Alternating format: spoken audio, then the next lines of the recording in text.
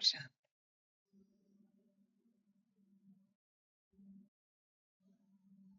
सभी बच्चे अपने कल्याण के स्वरूप में, मूल स्वरूप में स्थित हो सकते हैं।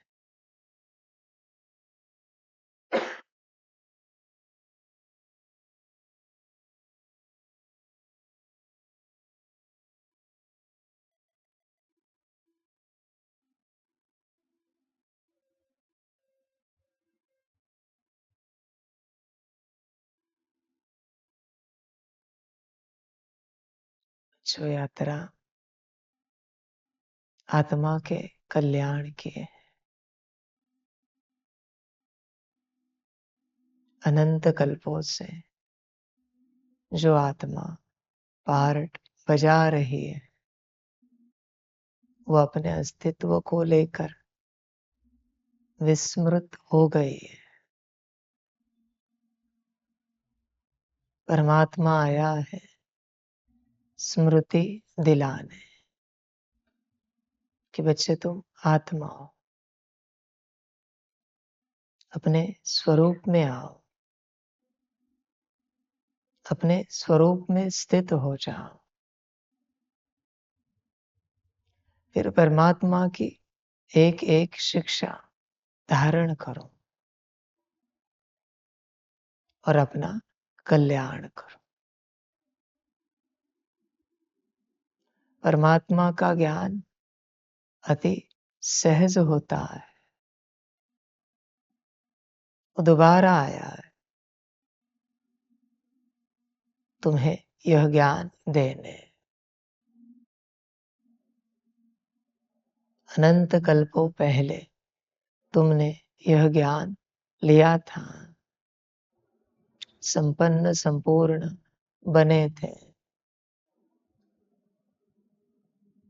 अभी दोबारा संपन्न संपूर्ण बनने की यात्रा है। बस अपनी स्थिति में आना है। तुम जो मूल स्वरूप में हो, उस स्थिति में आना है। स्थिति में आकर परमात्मा जो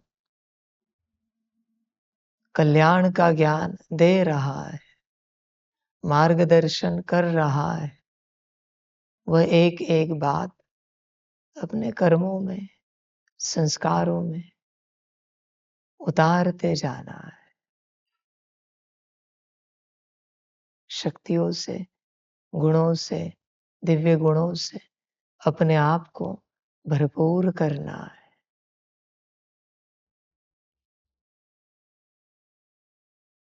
बड़ी यात्रा है। अपना कल्याण करो। अनंत कल्पों का, अनंत जन्मों का अपना कल्याण करो।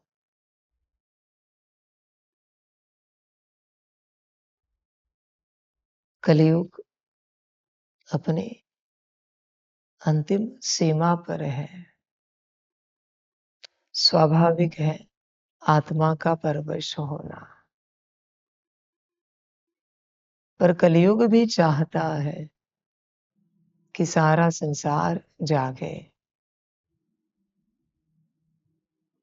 परमात्मा आया है तो उस ज्ञान को उठाए, उसका ज्ञान अपना कर अपना कल्याण करे। यह कलयुग भी चाहता है। कलयुग भी नहीं चाहता कि सदा का कलयुग रहे।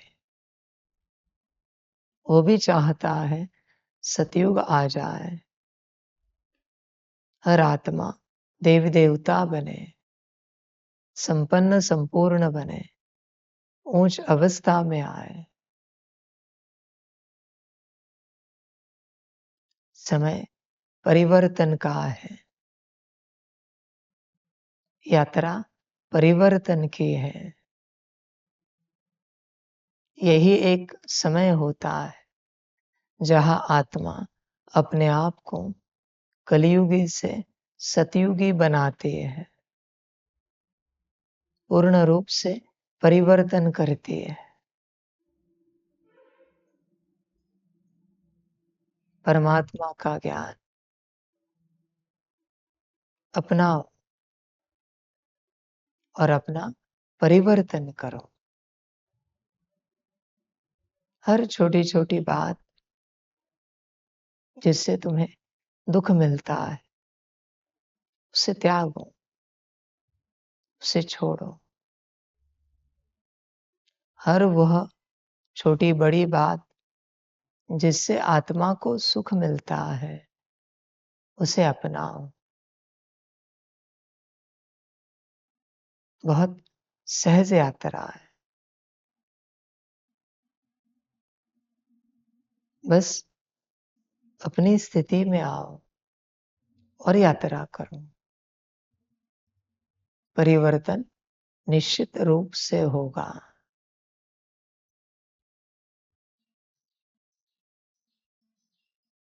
बड़ी यात्रा है। सभी बच्चों को जागरूक होना चाहिए और अपना स्वयं का कल्याण करना चाहिए। इस कल्याण यात्रा में जितना साध सकते हो, अपना कल्याण साधो, क्योंकि कल्याण यात्रा है। हर जन्म का, हर कल्प का कल्याण साधो। उसके बाद बस भोगो, मौज करो। एक बार की ही मेहनत है और सदा का आनंद है, सदा की खुशियां है, सदा की मौज है। बस एक जन्म के लिए, एक बारी के लिए अपने सारे संस्कारों को, जिनकी आवश्यकता नहीं है, उन्हें साइड कर अपना कल्याण करना है बहुत सहज। करो, अपना कल्याण करो। एक बार का कल्याण सदा के लिए। बड़ी सुंदर यात्रा है। सहज ज्ञान है परमात्मा का। अपनी स्थिति में आओ तो अपनी अनुभूति कर पाओ। अपने स्थिति में स्थित रहकर परमात्मा को परम धाम में याद करो तो विकर्म विनाश हो जाएंगे। उनकी ऊर्जा है वो नष्ट होती जाएगी। इतने सारे जन्म है, इतने जन्मों में जो भी विकर्म किए हैं, उनकी ऊर्जा ड्रामा के रिकॉर्ड में भी है और आपके पास भी है। और आपने जिनके संबंधित विकर्म किए हैं, उनके अंदर भी स्थित है, उस स्थान में भी स्थित है जहां विकर्म हुए। तुम जहां भी हो, परमात्मा को याद करो, आत्मा समझकर। हर अस्तित्व से, हर स्थान से वह ऊर्जा मुक्त हो जाएगी। विकर्मों की मुक्ति का अनुभव होगा। बड़ा अच्छा लगेगा, क्योंकि विकर्मों की ऊर्जा मुक्त हो गई, नष्ट हो गई। फिर बच्चे जितना समय मिले सकाश दो, सकाश की यात्रा करो, जिससे जो कार्मिक अकाउंट्स बने वो सेटल होते जाएंगे। हर बच्चे को जो भी फ्री समय मिले सकाश देना चाहिए, क्योंकि कार्मिक अकाउंट्स भी तो एक बोझ है जो आपके साथ चल रहा है, जो आपको ऊपर उठने नहीं दे रहा है, आपको उड़ने नहीं दे रहा है। तो सकाश ज्यादा से ज्यादा करना चाहिए, जिससे बोझ हल्का हो जाए या चुक्त हो जाए, तुम आत्मा उससे मुक्त हो जाओ। जब आप अपनी स्थिति में आएंगे, परमात्मा को याद करेंगे और विकर्म विनाश करेंगे, सकाश देकर कार्मिक अकाउंट्स चुकतू करेंगे, उसके बाद आप पढ़ाई पढ़ पाएंगे गुण शक्तियों की, दिव्य गुणों की। फिर आप सूक्ष्म अभ्यास कर पाएंगे, फिर सहज रूप से बुद्धि का अभ्यास होगा, उसकी अनुभूति होगी कि कैसे विजन आते हैं। फिर मन का अभ्यास होगा, सहज रूप से अनुभूति होगी कि किस प्रकार से विचार निर्माण होते हैं, कहाँ से विचार आते हैं, कैसे आते हैं, कैसे मन के अंदर विचार क्रिएट होते हैं, निर्माण होते हैं। फिर संस्कारों का अभ्यास होगा, अनुभूति होगी कि किस प्रकार से संस्कार बनते हैं, नष्ट होते हैं, किस प्रकार से हम कौन से किस संस्कार को इमर्ज कर सकते हैं, कैसे इमर्ज कर सकते हैं। फिर आप पढ़ाई पढ़ पाओगे, उसके बाद गुण शक्तियां, दिव्य गुणों की पढ़ाई पढ़ पाओगे, उन सभी का संस्कार बना पाओगे। उसके बाद अपनी जो स्थूल कर्मेंद्रिया है उनका परिवर्तन कर पाओगे। फिर वही परिवर्तन आपके कर्मों में दिखेगा, कर्मों में, वाणी में, दृष्टि में, वाइब्रेशंस में, विचारों में। वह परिवर्तन देखकर दुनिया को भी लगेगा हमें भी इस परिवर्तन को पाना है। वो भी तो आपके भाई है आत्मिक रूप में, तो सभी को लगेगा हम भी इस परिवर्तन को पाना चाहते हैं। इस प्रकार से सारा विश्व परिवर्तन की यात्रा करेगा और सभी का कल्याण हो जाएगा। मूल बात है अपने में आना और परमात्मा को दिल से याद करना। भल स्वार्थ रखो कि आत्मा समझकर परमात्मा को याद करने से विकर्म विनाश होंगे, हर्जा नहीं। भल स्वार्थ रखो पर याद करो। सकाश में भी भल स्वार्थ रखो कि सकाश देने से मूल स्वरूप में स्थित होकर, कंबाइंड स्वरूप में स्थित होकर सकाश देने से कार्मिक अकाउंट्स चुक्त हो जाएंगे। भल स्वार्थ रखो पर हो सके तो करो। पहली यात्रा है आत्मिक स्थिति, याद और सकाश पहला पड़ाव है। ये रोज होना ही चाहिए, इसके बगैर अगली यात्रा नहीं कर सकते। जब तक कर्जा है तब तक आप नई रचना नहीं कर पाओगे। पहले कर्जा चुकतू करो, सारा कर्जा चुकतू होने के बाद नई रचना करने में आसानी होगी, सहज रूप से हो जाएगी। वरना बच्चों सारा कर्जा चुकतू नहीं हुआ है तो बुद्धि को लेकर नई रचना कर रहे हो तो भी बुद्धि में वही विजन आएंगे जो कार्मिक अकाउंट्स के हैं, जो विकर्मों के हैं। मन की नई रचना कर रहे हो, मन में वही विचार आएंगे जो कार्मिक अकाउंट्स के हैं, विकर्मों के। संस्कार भी वैसे ही मर्ज होंगे। आपने शांति की, पवित्रता, सुख, प्रेम, शक्ति की नई रचना कर भी ली, फिर भी आपकी शांति उसको मिलेगी जिसके साथ आपके कार्मिक अकाउंट्स हैं,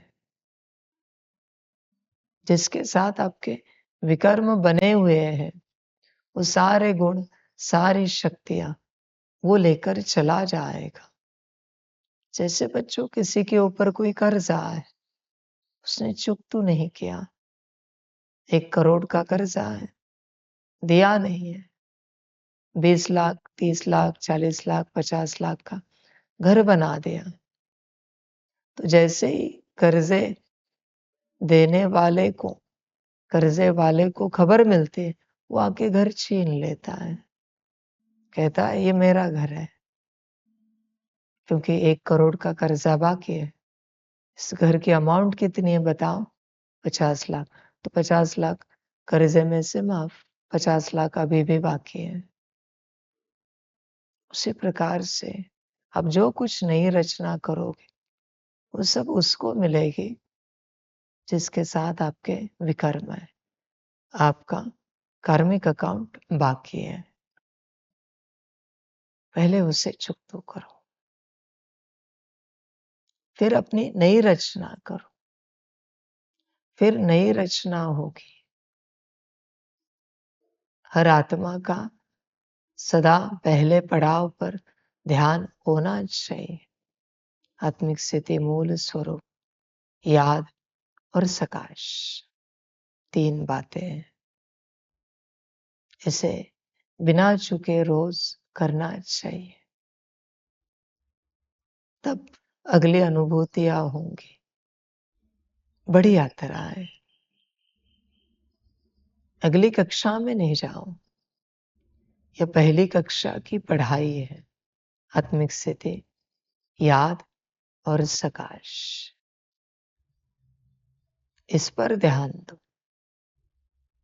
अगली कक्षा की कितनी भी पढ़ाई की तो भी उस पढ़ाई की कोई वैल्यू नहीं होगी बच्चों।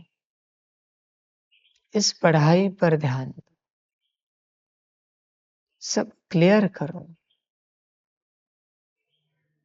फिर बच्चे अपनी यात्रा बहुत सुखद होगी, बहुत सुंदर होगी। आज का यही ज्ञान है। तब तक करना है बच्चों, जब तक सब चुकतू ना हो जाए। आत्मिक स्थिति के बिना याद तो नहीं कर सकते, आत्मिक स्थिति के बिना सकाश भी तो नहीं दे सकते। आत्मिक स्थिति में आत्मा है, याद में परमात्मा है, और सकाश में दोनों है। याद में भी दोनों है, आत्मा और परमात्मा, पर सकाश में फिर तीनों होते हैं, आत्मा, परमात्मा और सकाश। यह यात्रा करो, यह मूल यात्रा है। इसी में सभी का कल्याण है। जितनी समझ ले सकते हो लो, जितना उठा सकते हो उठाओ, जितना कल्याण कर सकते हो अपना करो, बाकी आपकी मर्जी, सभी की, संसार वालों की भी और सम्मुख वालों की, सभी का कल्याण हो, यही परमात्मा की दुआ है। सभी बच्चों को बाप की पदम गुणा, याद, प्यार, शुभ प्रभात और नमस्ते। सदा खुश रहो, मौज में रहो, आनंद में रहो, और जितना कर सकते हो अपना कल्याण करो। आगे आप सबकी अपनी मर्जी। ओम शांति। हम रूहानी बच्चों की, रूहानी माता पिता बाप दादा को पदम गुना पदम कीर्ति पदम पदम पदम गुना याद प्यार शुभ प्रभात और नमस्ते नमस्ते नमस्ते। अच्छा, ओम शांति। ओम शांति। वाह बाबा वाह, वाह ब्रह्मा वाह, वाह रे मैं आत्मा वाह, वाह रे मेरा भाग्य वाह, वाह रे मेरा ईश्वरीय परिवार वाह, वाह रे मैं स्वराज्य अधिकारी आत्मा वाह। अच्छा, ओम शांति।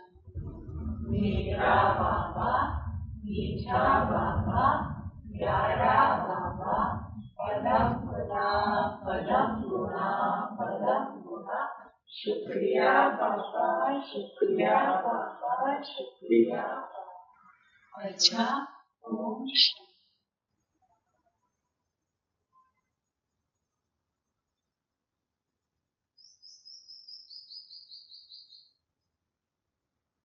ओम शांति।